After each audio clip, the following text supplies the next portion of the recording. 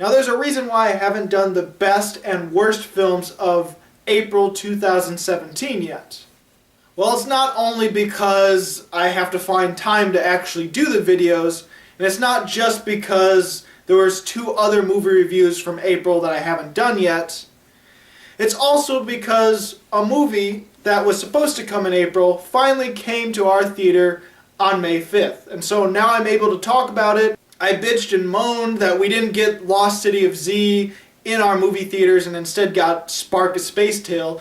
But thankfully, one of our theaters finally got the Lost City of Z. Now, was it all worth it? Let's find out.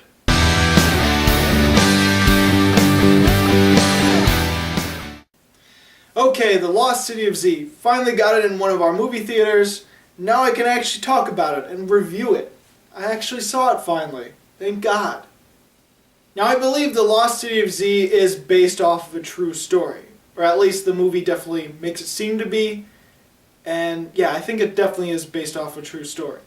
Now Charlie Hunnam plays our main character of this film, Percy Fawcett.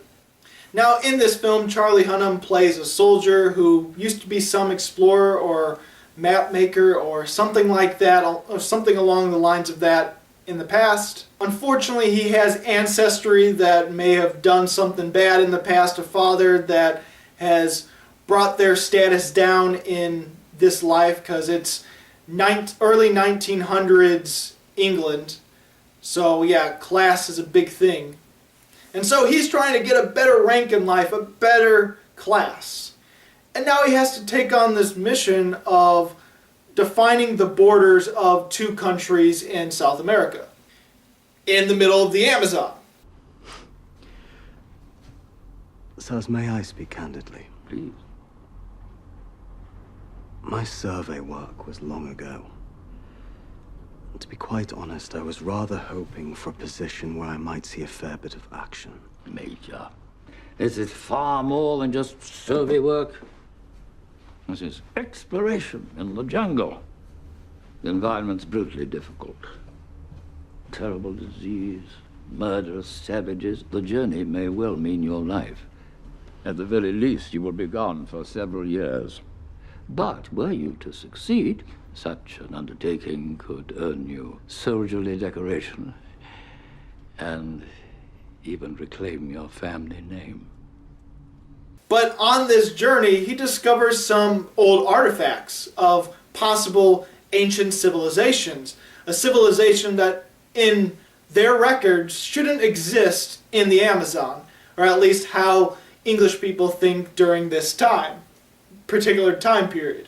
And so now he thinks there is a lost city. There really is a city in the Amazon, and he needs to discover it. Now it's a bit about the obsession of trying to find something, the distance between him and his family, and how his family has to sort of take care of itself while he's gone, and how he misses out on his family.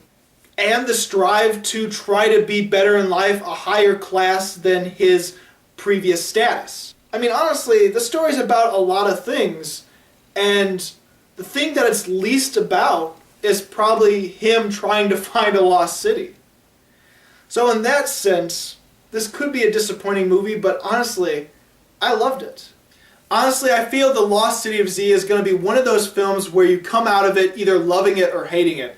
I feel there's a few people that will just say it's okay. There's far more people that will either love it or hate it. But let's talk about the things that I honestly really loved about this film. The acting is really damn solid. Charlie Hunnam is our main character, and while on the surface level there might not be a lot to this character, but I feel that there's a lot more low-key and subtle things about his character, about what he's going through, that if you look into it as an audience member that wants to sort of dissect this movie and really think about the motives of the characters and try to come up with your own theories and your own reasonings for characters, I think there's a lot that you can attach yourself to this main character, and I think there's a lot more to him than meets the eye. While at the same time, he's a very charming character. He's a character that you want to like. at least for me, he's a character that I wanted to like, and I did like. My God, Robert Pattinson's in this, and I almost didn't recognize him because of this beard that he has in the movie. Robert Pattinson sort of plays our sidekick character of our main character. He goes on the journeys exploring with our main hero. In the entire film, there are 3 expeditions into the Amazon, and Robert Pattinson is in the first 2. He's sort of assigned to him in the first one, but then you sense that there's a bond between them, a friendship that happens as they're going through hell, basically. And honestly, Robert Pattinson's character was kind of cool. There's this one really badass moment, and from then on I'm like, yeah, I like this character. And again, it's one of those things where there's not a lot going on the surface level of this film, but you feel that there could be a deeper thing about these characters that you can attach yourself to. Sienna Miller is the wife of our main character, of Charlie Hunnam. And in most films about this kind of story, there's not a lot to the wife character. And in this movie, she's sort of left behind in London, trying to fend for herself. And she's a little bit more independent of a woman during this particular time in society in London or England. But there's a little bit more to her too, a little bit more dramatic moments whenever Charlie Hunnam comes home and has to deal with the family and has to try to connect with them again. Tom Holland is in the last half of the film where he's one of the kids grown up, and he's sort of like the angsty teen, the kind of teen that realizes his father's not in his life a lot and is mad at his father. And that sort of storyline is very cliched and plays out just as you'd expect it to. But the characters, the actors, do it in such a good way that you can almost forgive it. At least I gave it. And I thought that was a really good connection with those 2 actors and those 2 characters. I think the camera work is really good as well.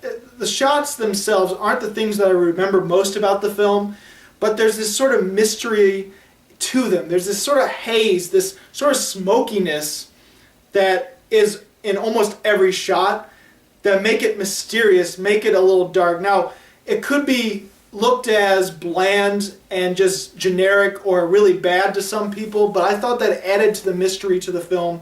It felt like it was purposeful and not just like some bad choreographed shot. Now, trust me when I say this, this is a slower paced movie, and this is a movie that is over 2 hours long. So if you're not into slower paced movies, you're probably going to hate it. But if you're sort of an average viewer, I think there's just enough in this movie to really make it feel like it's not slow paced, at least definitely for me. The first maybe act of the film was a little too jumbled, I feel. Wasn't too particularly focused. But then as the movie progresses along, I realize, okay, that's what the themes of the movie is. This is what it's really about. And there's enough action, there's enough suspense, there's enough dangerous things that they have to overcome during the expeditions. There's enough dramatic moments with the family and the drama that really keep it a well-paced film for me. But again, if you're not into slow-paced things, you're probably going to hate this movie. I definitely like the dialogue in this movie. There's something fun about it, and it almost feels a bit parody-ish with England's and old English society of class and how men are important and all that kind of stuff, and how this sort of pompous nature of no other civilization can be better than us, like, oh, these are savages. And there's this whole scene where Charlie Hunnam is trying to explain, hey, these people may be primitive, but they might have a city out there, and they might be just as civilized as us, and how he's trying to explain to this higher society that we're not the center of the earth. And I thought that was really amazing, but it was also played out in a way where it's almost comical, honestly. Throughout the movie, there's moments where it almost feels like it's comical and almost parody-ish, while at the same time being effective. Like during the second expedition, there's this higher class person that sees himself as an explorer that comes to the Amazon with the other explorers, and he's like really lagging behind and completely unfit for this terrain. And and he's trying to play off as, oh no, it's fine, it's just the pack is heavy, or oh no, it's okay. And the bumbling idiocy of this character and trying to play off as he's just completely okay and is like, oh, this is usual. that was actually really fun. This movie does have humor to it. It's just the type of humor that is kind of parodying off of high society, and if you're not into that, you're not going to like it. I will say there was quite a few laughs in the theater when moments that clearly were meant to be laughed at. But at the same time, it is a very serious movie. I mean, there's jokes cracked here and there, but it's definitely one of those movies that's serious, and it might get a little too melodramatic, maybe a little too soap opera-ish for some people. I really enjoyed the makeup and the visual effects of this movie because nothing really stood out as looking fake, and some of the wounds that these characters have were pretty graphic. They never really focus on it to really show just how good it was, but you can see it from a distance, or you can see it at the bottom of the shot, like this one character gets this really horrible, nasty wound on his leg, and it's getting infected. And the shot is far enough away where you can see half of the wound on his leg, and just seeing just half of it made me cringe because of how realistic that wound was and how disgusting it was. I mean, there are things like that in this movie which I was like, if it would have focused on that makeup more, it would have been more noticeable, but just the little glimpses of these wounds that you get are pretty graphic. And I think it is just a PG-13 movie. The movie also has a really long span of time. It starts off like 1906 or 1905, and by the end of the movie it's like 1920 something, maybe. I mean, we definitely get World War I during this movie. We only really see World War I because our main character is thrown into World War I after the second expedition, and that scene, I really enjoyed that scene. Whenever the characters are on the expeditions, I really felt just how terrible it must have been, and these characters that are just getting sick and wounded.